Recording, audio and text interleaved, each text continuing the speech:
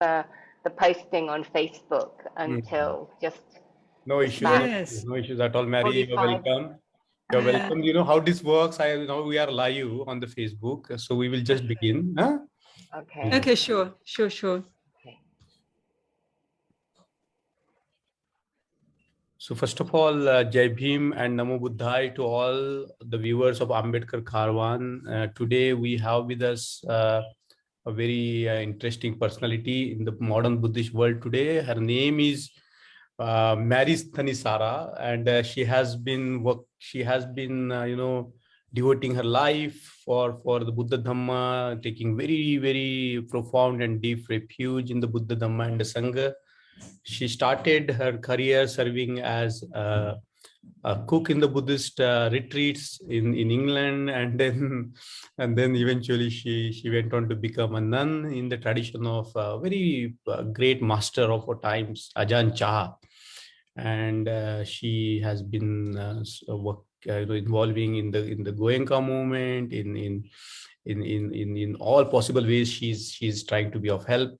She was a nun for a long time, and I think that was something very astonishing and something to congratulate and cherish it, because we know that the Bhikshuni Sangha has been almost dead. It's just in the middle of that fresh revival. So that's something very unique about her life. She served, she helped upcoming Buddhist centers then in Amravati and Chistert in England. And now she's based in San Francisco. She has also worked in South Africa, where she started as with her friends and colleagues, started one small Buddhist center as well in South Africa. So we can see that she has been somebody who has really given her life, and in return I'm sure that she might have received so much from the Buddha Dhamma, the blessings of the Buddha Dhamma and Sangha. But she is a remarkable personality, I would say, in our times, and somebody who has really gone into that level of commitment to the Buddha Dhamma and the Sangha. So welcome, Thanissara. Very lovely to see you, and I will also take this opportunity to wish you all the on the occasion of 65th anniversary celebration of this very profound movement in the history of Dhamma Diksha, when I think that might not have happened anywhere, anytime in the world. At one point of time, so many people transformed their life and took took refuge in the Buddha Dhamma and the Sangha in the leadership of Babasaheb Ambedkar. I would just read a paragraph that I asked. Now, this information I just garnered from Mary while talking to her. I didn't know much about her, but I asked her to send her a brief intro, and this is what she sent me. And I think I should read it for all of you, what she sent me. And she says that Thanissara, a Buddhist originally from London, a former nun in the forest school of Ajahn Chah, and international Dharma teacher, reflects on freedom from inner and outer oppression as inspired by the Buddha and his devoted disciple, Dr. Ambedkar. And had it not been for her very beautiful, profound piece that she wrote a couple of years back in Lawrence Roar about how to dismantle the house of the master, the very source of the oppressed social structures, and through Buddhist practices and Buddhist philosophy. I think there was something profound that has come from her. She often now tries to downplay it, but I think that was a very profound article that she wrote, full of insights. So without taking much time, I would like to invite my dear sister, Dhamma sister, Thanissara, to deliver her talk today.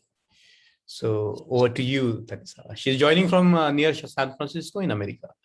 Over to you, Thanissara. Yeah, thank you, Mangesh. Thank you so much, and greetings, everyone. I'm really happy to be here, and I'm grateful for your invitation. And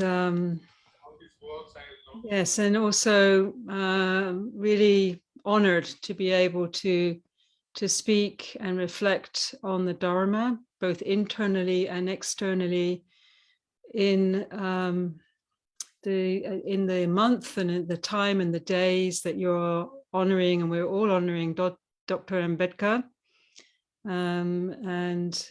Today I'm still in the 14th of October. You're listening in India on the 15th of October, but I'm also been contemplating that this is the day he also passed over, the 14th of October, 1956, which was actually my birth, not exactly the same day, but my birth year. So I got up early this morning because it's late at night here in California, but I got up early this morning and wanted to read more about Dr. Ambedkar. Of course, I know about Dr. Ambedkar and the movements, and have been extremely inspired by his extraordinary life. But the more I read, the more extraordinary I realized he was, you know, as such a learned man, as an economist and a politician and someone that was a social change, that brought about massive social change, and a revivalist person that enabled a whole movement to happen that many of you are a part of, that campaigned, of course, at the core of his life was this great pain and oppression of the caste system, and being oppressed by that so profoundly that it actually stimulated his life and informed everything that he did. And from those humble beginnings, and having to be at school and sitting outside and not even being easily given water, you know, the very basics of life, enormous struggle, and you know, at such a young age to have to suffer such indignities. I saw that in 1990, he was awarded India's highest civilian award, the Bharat Ratna Award, which is an extraordinary achievement, and that he had, through his life, had studied and received doctorates in economics from the London School of Economics, from Columbia University in the US, from Bombay University, Mumbai. So this is someone that wasn't idle for sure, and took every opportunity he could to develop himself. And what I was very interested in, that interested me, as Mangesh was saying, I was a Buddhist nun for many years, and I noticed that actually within the Buddhist order, the loss of the nun's lineage was connected with a thread that seemed to have been influenced by the laws of Manu, which of course also from which the caste system was constructed. And I was quite delighted to see that in 1927, Dr. Ambedkar publicly condemned this classic text, the laws of Manu, and for ideologically justifying caste discrimination and untouchability, this completely erroneous idea, and has ceremonially burned copies of this text.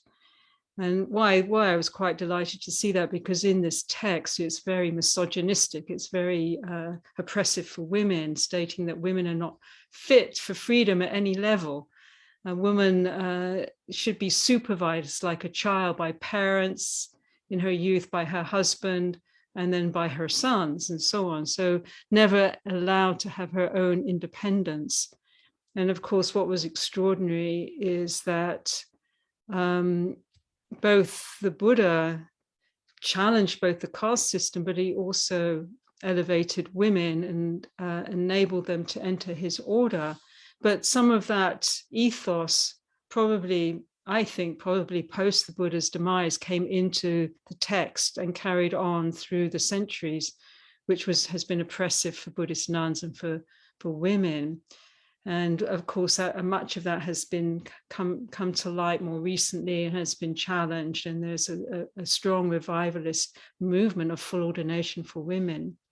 And also I noticed that Dr. Ambedkar extensively wrote about the status of women in Hinduism, influenced by that text, saying that any self-respecting woman, after reading that, would refuse to carry caste surnames. And I was also reading a lot about how these surnames become, in and of themselves, markers for one's place in the hierarchy of power, which is regardless of the personal achievements that people accomplish in their lives. So this, this is something that has to be challenged. And of course, Dr. Ambedkar challenged these erroneous views and impressions, and said himself that he measured, this is Dr. Ambedkar speaking, that he measures the progress of a community by the degrees of progress which women have achieved. So he obviously was someone that was deeply interested in emancipation and liberation for all, and which goes in the way and the stream of the Buddha for all beings. We practice this way for all beings to be liberated from oppression and from suffering. And just reading the enormous challenges, in 1930, Dr. Ambedkar launched after months of preparation, a walk with 15,000 volunteers to a temple. This is when he was still within the Hindu system. And they went to the Kalaram temple, where they hoped to really, make devotions, but the gates were closed to them, which is a very, very painful experience indeed, to be shut out of a temple or a religious sacred space, which should be open for all. And then he had all of these slights, many slights. I was reading however accomplished he was as a professor, as someone that had received so many doctorates, as an educator, that even so, his peers in universities or whatever, when they heard that he wasn't of the right kind of caste, that they would refuse to share water and things like this, which is really humiliating. So what I admire about Dr. Ambedkar, that what obviously was a huge thorn in his side of this pain, spurred him on to not just to dwell in hate, or not to collapse into despair or get depressed, but spurred him on to better himself and not only transform his own life and have an extraordinary impact on India and in the community around him, but actually landed up, as we know, starting a whole movement, which came about as he explored all of the world religions. And I'm telling you all what you already know, but some people might be listening in, that just to recap a little bit of the extraordinary nature of this life. Towards the end of his life, 1950, he began devoting his attention to Buddhism, because he felt that this was the path that really spoke to him most profoundly.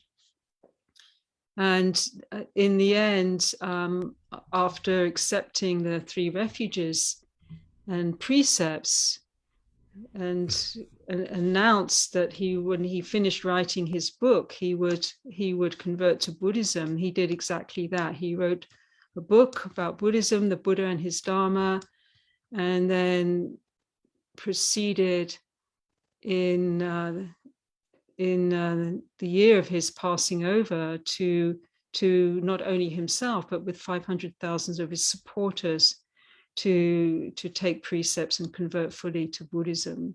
So that was just not long after he completed his manuscript. And then, after he completed his manuscript, and then shortly after that, he passed over, 6th of December, 1956. And then from there on in, the movement has grown and gathered, I don't know how many, 1 million or more. So many people. Mangesh would be able to let us know that. But millions and millions since then. Millions and millions. It must be millions and millions. Yeah. Of course it is. Of course it is. That pay homage to the Buddha, and I'm sure this month and today and over these few days, paying homage to Dr. Ambedkar. So this is, actually, when I was reading so much about Dr. Ambedkar, I was moved to tears, really, in the early morning here, to be so inspired. It really uplifted me to see how some of the challenges I have, they seem really quite pathetic in response to the enormous challenges and hurdles that he navigated through his life, unrelentingly. And I was reminded by one of the sayings of Rosa Parks, who Rosa Parks, of course, was the African-American woman here in the height of segregation, what was really an apartheid system in the US, where the African-American community had to live separately from white people and were discriminated again, also in very brutish and humiliating ways. And one of them being only being allowed to sit at the back of the bus. How one day she stood up and walked to the front of the bus and sat there and didn't move, even when she was told to go back. And it was a small act. It was a tiny act of just moving a few feet, but it sort of moved a whole. It began. She was part, of course, of a whole movement, but it was a small act that we still remember to this day. And it was the willingness to break the status quo. And one of the things she said about that act was, I will no longer act on the outside in a way that contradicts the truth of what I hold deeply on the inside. I will no longer act as if I were less than the whole person I know myself to be. So this is really the crux of the practice, is this purification and connection as a practitioner and an alliance with the deep living Dharma, the truth, and the truth of what we are and who we all are, is that we have access to this innate freedom, and that as free beings, this heart, that is this nature, is already free, or as the Buddha said, Babasaheb, radiant, unbounded. Then really, as our nature, then this should begin to align and express itself more and more through each of us, authentically. Freedom, not in the sense of you just do whatever you like, but freedom guided by deep compassion, deep ethics, the deep principles of the Buddhist path. So at that moment, Rosa Parks and Dr. Ambedkar, again and again through his life, and all of those that have been on the front line of massive social change, they break the spell of the status quo. And some of these spells are ancient, they've been there forever, and they feel like you can't break these spells because it's an agreement and written in these scriptures or wherever it's written down that this is how it should be. But one thing I've noticed with the way things should be, and that they seem so set in stone, like these walls that can never fall, is that sometimes when they start to fall, you realize how porous they actually were. And when they fall, sometimes they start to fall, the momentum builds. And what seems impossible, like the apartheid state in South Africa or the Berlin Wall in Europe, once they start to fall, there's something inevitable about the fall of what has been oppressive, because oppression isn't our true nature. It will inevitably have to fall. And so sometimes things take time. But to be able to stand out is one of the things that Rosa Parks did, one of the things that the Buddha did, one of the things that Dr. Ambedkar did, and one of the things we must do is be willing to stand out, to stand up for this, for the truth, for our truth, for freedom. And to do that means we feel uncomfortable. It's not a comfortable place, but the Buddha taught that discomfort is where the path starts. The first noble truth is, of course, that there is this experience of dukkha, of unsatisfactoriness. And the teaching is for us to meet it and contemplate it so we can overcome it through wisdom, not just to avoid that, but to be willing to face the discomfort. So to face discomfort, to be willing to break set, to break the status quo, to dissolve these spells that keep people and humanity locked in diminished ways, in these inferior stories, these old stories of oppression, that we have to see more clearly, and we have to be willing to stand by what we see. And I love that at the heart of this four truths, and at the first noble truth, there is this experience of dukkha.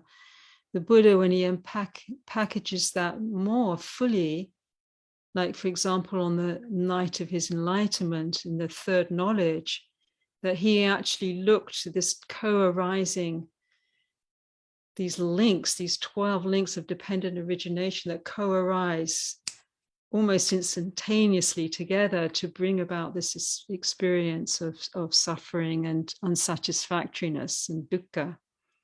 This dukkha, he said, at its origin is generated by the first line, vidyapacchaya sankhara.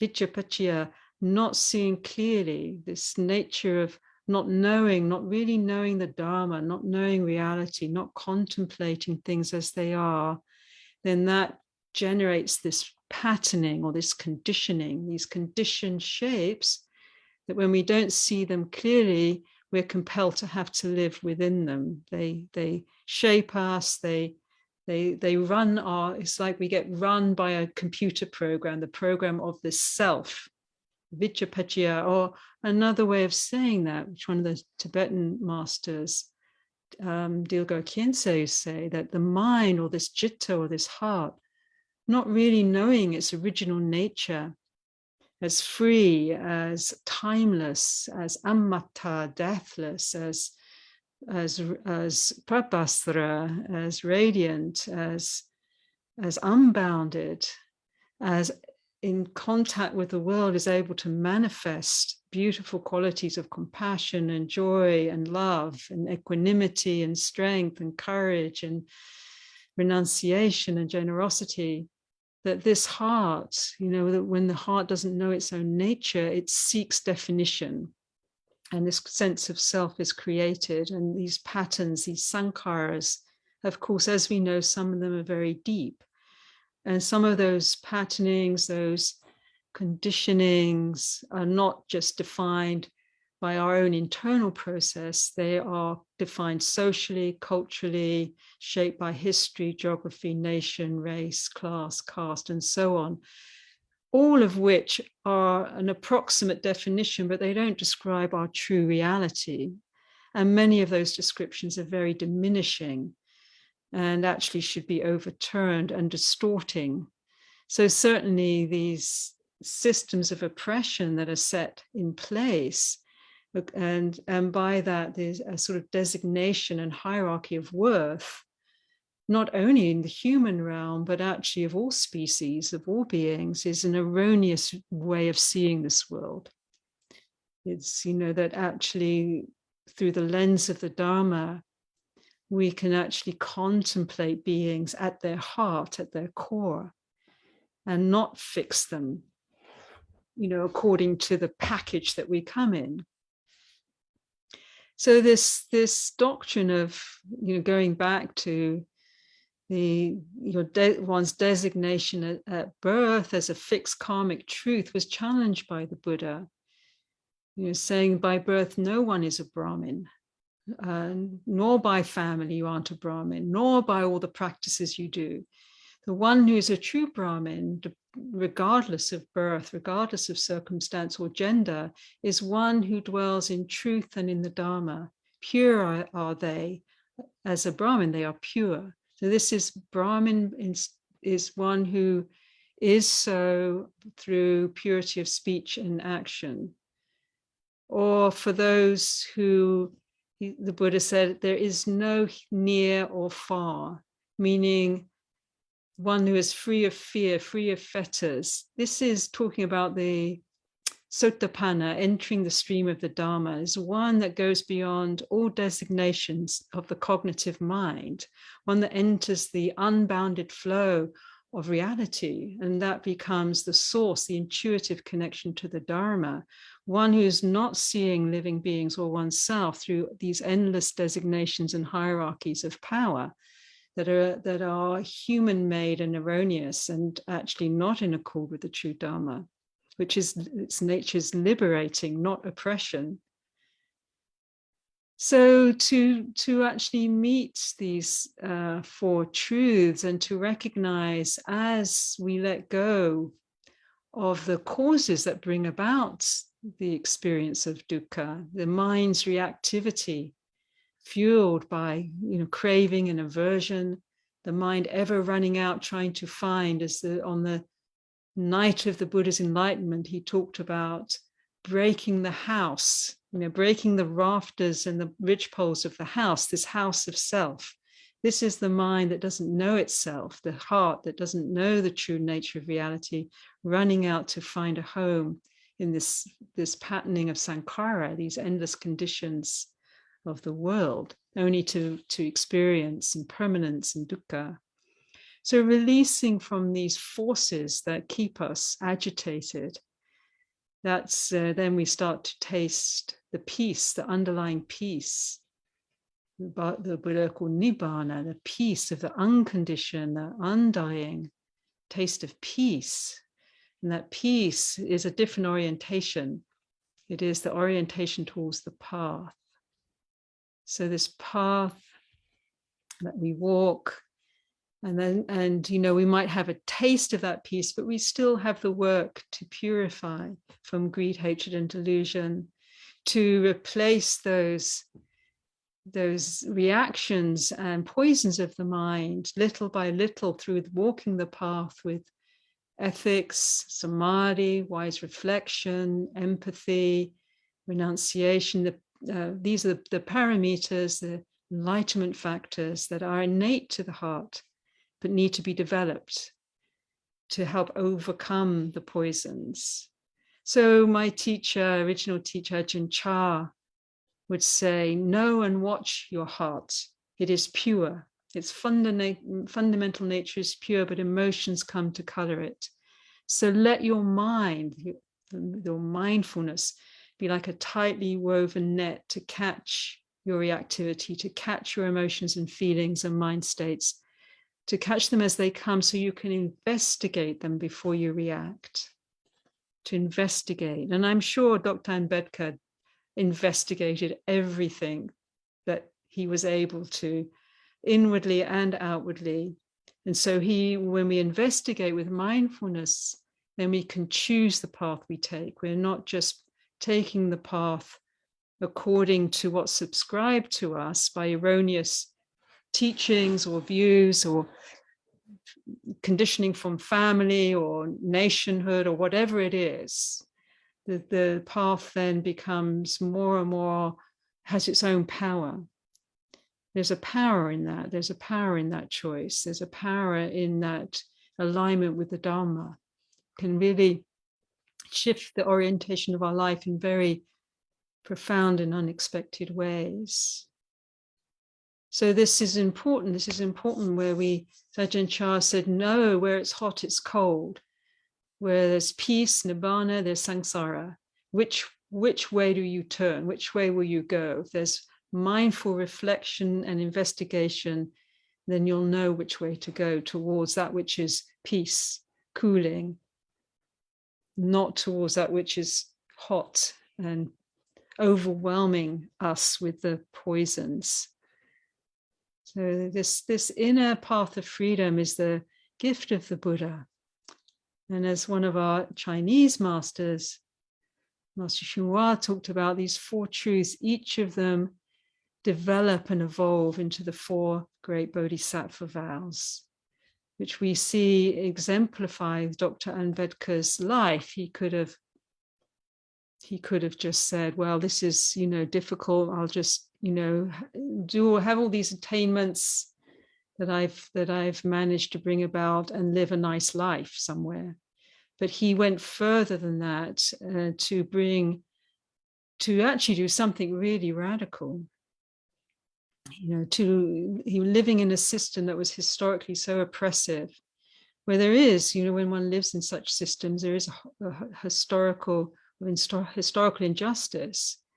There's a lot of trauma and challenges that are hidden often beneath the surface. But he was able to meet those and actually become a social justice warrior. He took a spiritual warrior. Not only did he step out of the old conventions that he was born into, but he actually chose the path that he took, the Dharma path of Dharma, and then brought hundreds of thousands and now millions of people with him and now inspiring the world. That's quite a legacy. That's quite a legacy. That's the Bodhisattva way. You don't stop at yourself. You consider, as Ajahn Chah once said, one of his senior disciples said, this is, too difficult. I just want to stop suffering and practice and get out. And Ajahn Chah just said, well, what about everyone else?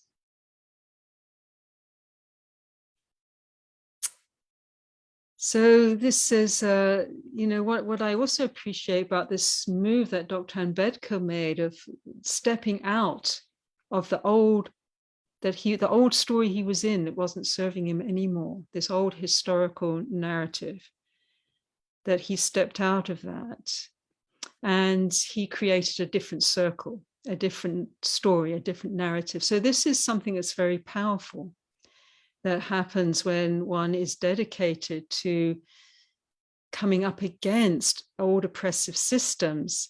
Sometimes you can tackle the oppressive system head on, and that is action that needs to happen, but also in alignment with that, to step out and create a different, more healthy circle.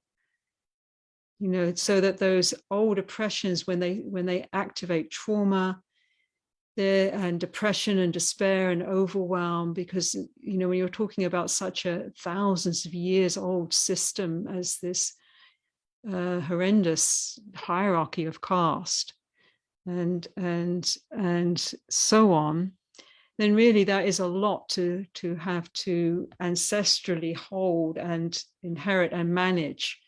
So to step out is an action of real community and self-care. This is very important when going up against really big systems, is to create a different circle, one where there's more compassion, understanding, where one has one's own power base. So, and not to be shaped by the narratives of others that are erroneous, but to create a new narrative, to shift the narrative.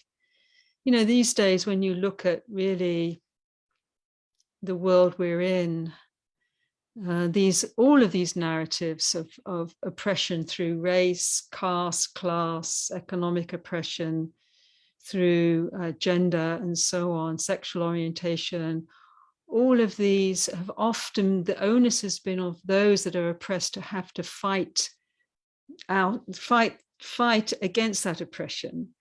And it's an enormous thing to take on, where actually the onus should be on those that are benefiting from these systems to have to feel the weight of how they are, their gain, their entitlement is actually built on the massive oppression, historical oppression of others. So the real shift should, rather than those that are oppressed having to fight, those that are benefiting from the oppression should actually be the ones to be deconstructing these systems. And that needs to really be something that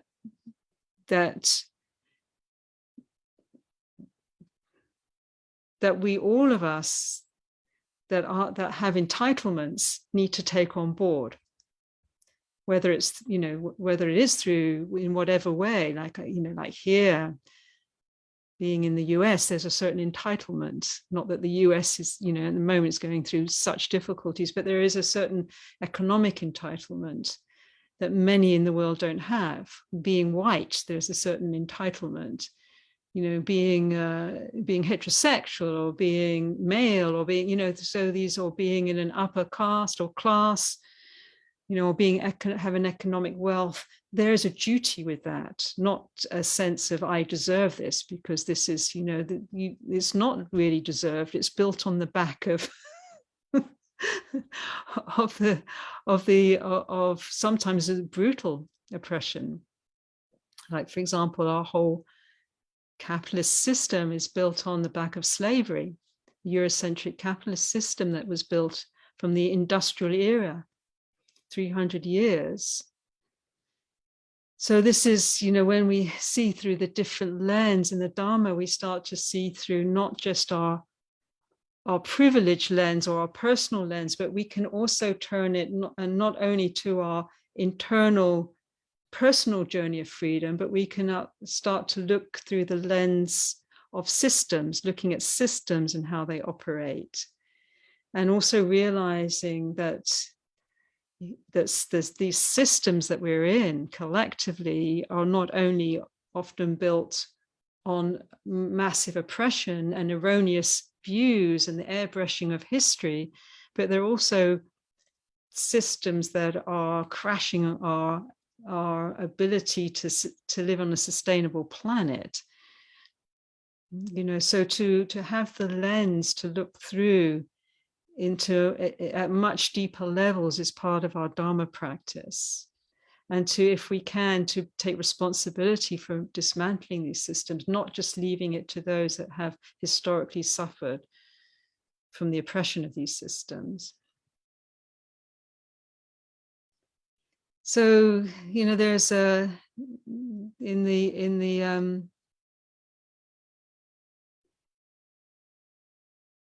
we look at something like the slave trade, which eventually did ignite moral repugnance within the more liberally minded Europeans and Americans. I think Magnesh, that just jumped off, or fell off, but hopefully he'll come back.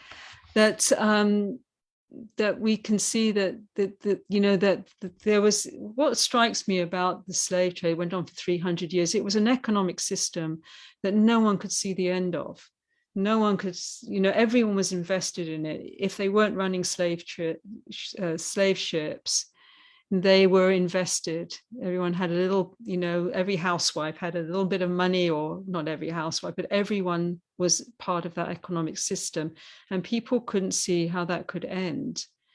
And in a certain way, the system we're in now, the economic system, which is becoming vastly inequitable and vastly oppressive, and devastating the earth, the same way people can't see how this could end, but it begins with this moral repugnance.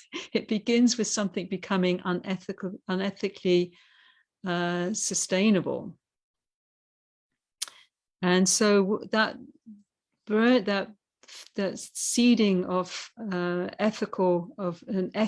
inner ethic is one of the real compasses that have to start to operate to not only within those that are struggling in this world, but those of us in all sorts of ways that have entitlements.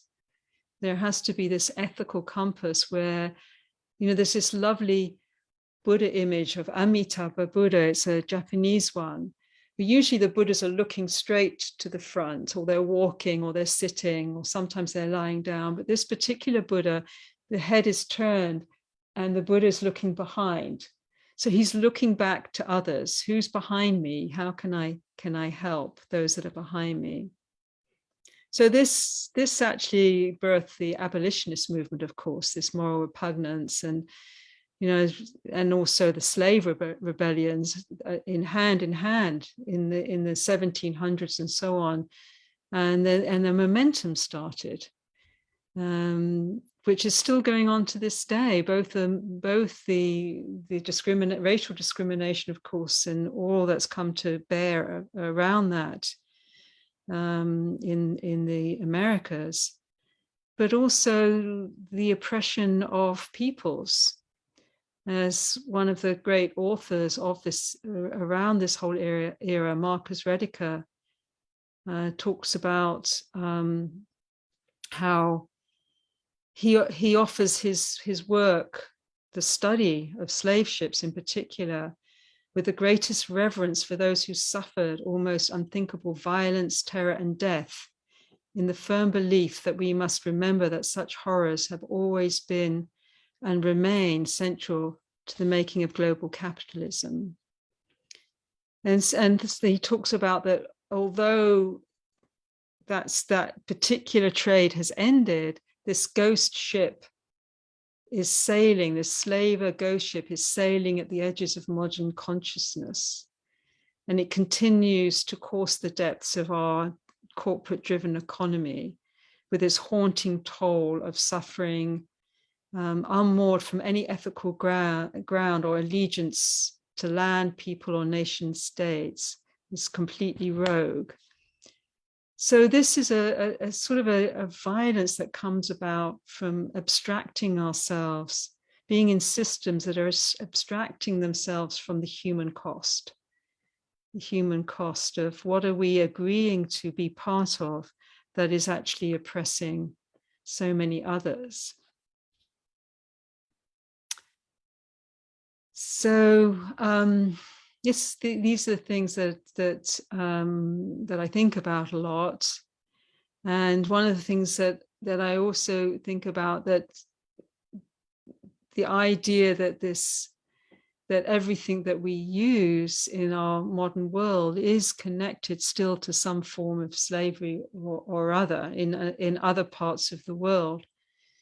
There's a Danish documentary by Frank Piasecki Poulsen called Blood in the Mobile, talking about the Democratic Republic of Congo, where children are regularly used to work the mines, and the profits continue to fuel this silently but rarely mentioned war that is one of the bloodiest since the Second World War, to extract these minerals that we're using all the time for our technology. And then shifting to another continent in China where they're processed, and where the Foxconn, which does all the Apple, and I'm actually using an Apple computer right now. What strikes me about that modern form of slavery really is that in the old slave ships, they would have these nets, like when they were shipping people from the African continent, to stop people jumping overboard.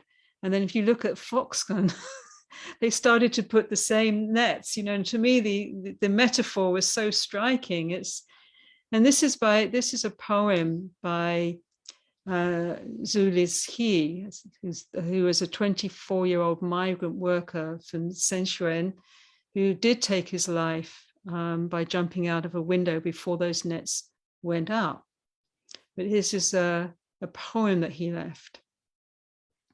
I swallowed a moon made of iron. They refer to it as a nail.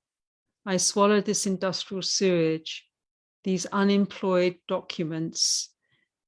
Youth stooped at machines die before their time. I swallowed the hustle and the destruction. I swallowed the destitution, swallowed pedestrian bridges, life covered in rust. I can't swallow any more. All that I've swallowed is now gushing out of my throat, unfurling on the land of my ancestors into a disgraceful poem. What I feel when I read this poem is it really gives a name and a face to these cogs in this ghostly ship that's still sailing our world, these mega corporations, a profit-making machine. And these personal stories are very important in the same way as Dr. Ambedkar's stories of that thorn in his side through his whole life of being humiliated because of the way of the system that he was born into was set up to no matter how many accomplishments he achieved. That all of these personal stories help to move us from the abstraction which enables violence. It's when we see each other as less than human when we don't see these stories or these poems or we see each other as lesser than, then it's possible for us to be massively violent. So this empathy is really important. This empathy as a force for change, the ethics, the empathy, the standing up against, the creating a circle of compassion, of friends, of collaborators, of health, of a different narrative. These things are really important when coming up against the systems. And, for us now to understand that we're up against a very large system that's a machine almost, and that we're all are cog in somehow, that is actually destroying our living system. So this is it's a terrible shock and travesty and overwhelming thought and reality to come up against. But, it's also a point of awakening. The first noble truth is not only I am suffering, but it's in the first Bodhisattva vow, there is this suffering. There is this suffering, and this suffering needs to be and can be overcome. And it's overcome as we start to face it. Already we're overcoming it as we investigate, as we contemplate, in the same way as Dr. Ambedkar overcame everything he needed to overcome. And not only overcame, but transformed into something so much more vastly positive through making that choice, through taking that space. There be a different way, as the Buddha said, before his awakening. There is another way. And Thich Nhat Hanh sums that other way up, saying, our great elder, that we are here to awaken from the illusion of separateness. This is our other way, because the way that we've gone, all of this caste, class, race, all of these designations, these hierarchies of power, this othering of humans, other species, of plants, of this world, all comes from this separative consciousness, from this cognitive mind that's addicted to its own thinking and believes in its own thinking and doesn't usually question the assumptions that are made from separating everything out, when in reality, really, everything, as Dogen said, everything is in awakening. This awakening is actually a realizing everything is intimate to us. All things are resident in one awareness. There is actually ultimately no other, no self. There's a seamless nature. So these days, we're all in the same, we're not in the same boat, but we're in the same ocean, in different boats. We're in this huge challenge. We're in a code red for humanity, as the UN report said. And we are in a moment when we're called and can be inspired by the examples of someone like Dr. Ambedkar to actually choose that different way, not just one big choice. He made one huge choice at the end of his life of stepping out of the system he was in to clearly align with the Buddha's path. But every day we make this choice, every moment. And the mindfulness is there, then the choices in accord with Dhamma will be choices that will lead in a good way.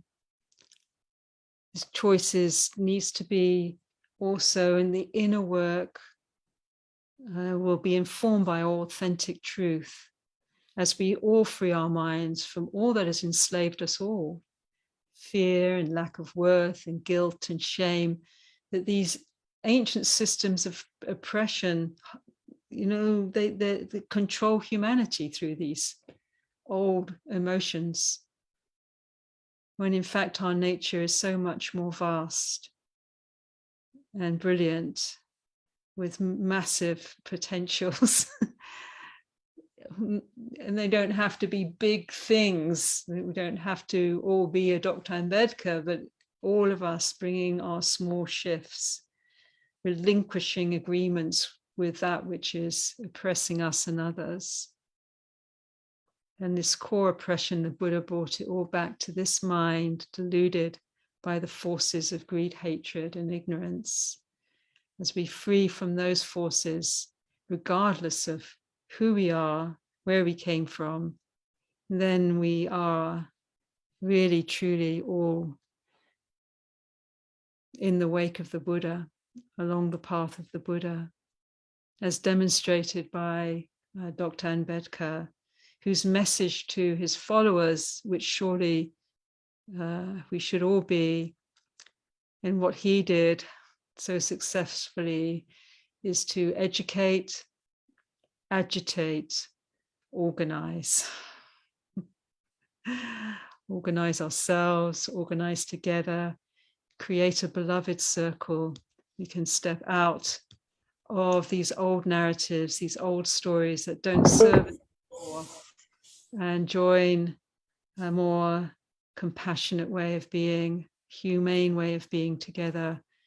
And, you know, even though it sometimes feels hopeless, if we do that, each do our bit, I think there's always a middle way, and there's always a place for hope, for beauty, and for mass transformation. So thank you for the opportunity to reflect on the life of this extraordinary son of India, the home country of the Buddha, to whom we are eternally grateful for this great wisdom pearl and jewel that came from the Gangic plain to so many now all around the world, to millions over centuries. Thank you for holding the lamp, the light of the way there, where you are, Mangesh, with your friends and your fellow practitioners. I hope there are some thoughts that might help support your work and to continue along the Dharma way. Thank you. I think, Thanissara, that was something which is very exhaustive in a sense of the vastness of the teachings that you brought in today in your talk, and related them with the Indian situation, the social justice movement, the inner freedom, and you basically touched all the points that are so important. Unfortunately, for the movement here, not much is known outside. Now it's gaining more and more sort of publicity, in a sense that people are beginning to realize that what has happened in India, and of course that was because of the history of putting a blanket cover over the social justice movement in India and promoting certain figures as, you know, as the savior of the masses. But the reality cannot be hidden for a long time, as the Buddha says that the truth cannot be hidden. You know, Yes. isn't Yes. it? So, that's so true. Isn't it? So you know, it's the way that you have touched upon this area, and of course Buddhism has been now a part of, I won't say social justice movement only, but you will see that in the villages, in all over the places in India, people read Buddha and his Dhamma, they practice whatever way they can, and you know, it's like, as I said in the beginning, it's a burgeoning place for the revival. And I think that's a hope for not just our country, but also, as you said, that, you know, it can inspire people anywhere who are seeking justice, who are seeking inner freedom, who are seeking you know, the ultimate unbound Babasaheb chitta, as you said, you know. So I think that's very unique, and one day we would like to certainly invite you back to talk more about you know, I think this is a very, very interesting area, how Buddhism can, you know, Buddhism has been looked at from, you know, from the psychological point of view, but we know that that's a very limited way to look at Buddhism. You know, there is more than just psychological aspect of Buddhism. Of course, we cannot deny the psychological dimension of it, but as you brought in your teachings today, that it has got this wider dimension of engaging with the world and practicing it for the world itself. So I think one day I would like to invite you to talk about you brought a small reference to that in terms of the house whose pole was broken when Buddha got enlightened, and the pole of self. But as you said, that there are a lot of identities, a lot of definitions, and how we can dismantle those definitions, which are sometimes not created by our own, but by our oppressors. So I think that was a lovely point that I would like to highlight here, and I would like to invite you again for more prolonged teachings, so that and engage with the women leaders here one day, maybe online or like that. But thank you so much, Thanissara, for being with us. This is a very auspicious day, for us. It's like celebration all over. I haven't been to Nagpur now in last 2 years, but every time I will be in Nagpur on this day, and millions of people will come to Nagpur from all over the country and celebrate this day of freedom. So I was so wish I could be there with you all, but I'm just enjoying partaking even to this extent, and being so inspired by that.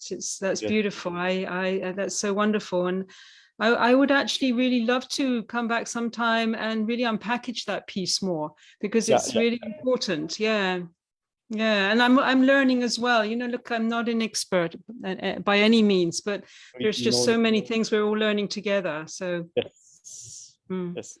So Thanissara, before we part for the day, would you like to say something or reflect on something before we say goodbye for a day? Well, really, I would just like to honor you and all in the movement, and I really like to acknowledge the work of, I know the Friends of the Western Buddhist Order, the Triratana, have done a remarkable work actually with your community. And I would like to just again honor Dr. Ambedkar and encourage people who don't know much about him. I mean, I was literally brought to tears reading this morning. I woke up early this morning. So I was awake at 5:30 and was reading. I wanted to, read more about Dr. Ambedkar. And, the more I read, the more I was stunned by this man, and his brilliance and what he had done in his life, and the number of slights that he had to endure, and how he overcame that. And he just seems such a remarkable person. I would have loved to have met him. And it is, but also we can't just stop at admiring people. We have to do it ourselves to whatever degree. And one of the things that I loved about Ajahn Chah, who I didn't meet very much or for very long, a few times in Thailand and in the UK and then in Thailand, but one of the things that he really imparted, and I got that, and very quickly, because he would impart that to anyone for however long he met them for, was courage. And when he was asked towards his end of his life, because he was such a remarkable teacher, and he really was so free himself in so many ways. But when he was asked towards the end of his life, how did you get to be, he was a village boy from Thailand, we're looking, well, the other village boys all looking after buffaloes, and, to become this worldwide master overseeing 100 monasteries. And, how did you come and to be who you are? And he said, I dare to do, don't, be braver. We have to all try and be braver. We have to dare to do, like, all of the, I'm sure there must have been moments that Dr. Ambedkar felt completely overwhelmed and crushed, and, and he just, like all of these great heroes, or like Rosa Parks I mentioned, she just walked to the front of the bus, and wouldn't move anymore. It was like the moment when it's like, that's it. I'm not, obviously one has to wisely consider, you don't want to put yourself in extreme danger, but to sometimes it might come to that. Hopefully it never will, but there are so many ways that we can all be a bit braver and have that courage to do what we all can do to lift these old oppressive systems that aren't serving humanity anymore. And they're in all religions, you know, it's just like in all, you know, in so many false stories. So we have to also then at the same time create the new story together. And I think the operative word is together. That we don't have to try and do this all on our own. It's too big. Yeah.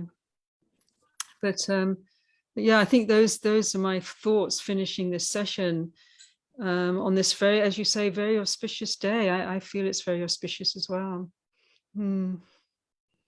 Thank you so much, Thanissara. I think we will conclude here. But before that, I would like to wholeheartedly thank you for joining us today. And also your friend from Thailand, Mary has joined, Walt has joined, Kathy has joined, and my colleague Mithilesh is here with us. So I thank you all for your all support and for your opportunity to be able to talk to the community.